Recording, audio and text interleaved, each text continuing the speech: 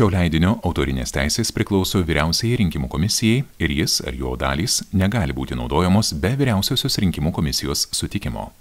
Kandidatai vienmandatėje Aleksoto Vilijampolės rinkimų apygardoje numeris 19. Nida Ambrasė, Lietuvos regionų partija. Bronius Bučelis, Lietuvos valstiečių ir žaliųjų sąjunga. Ieva Budraitė, Lietuvos žaliųjų partija. Rimantas Jonas Dagys, Tautos ir teisingumo sąjunga, centristai tautininkai.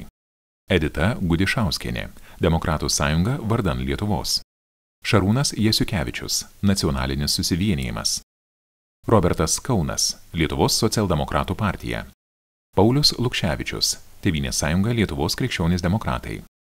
Mindaugas Puidokas, Lietuvos krikščioniškosios demokratijos partija. Antanas Skarbalius, Liberalų sąjūdis. Zuzana Vasiliauskaitė, Laisvės partija. Gediminas Vasiliauskas, politinė partija Nemuno aušra.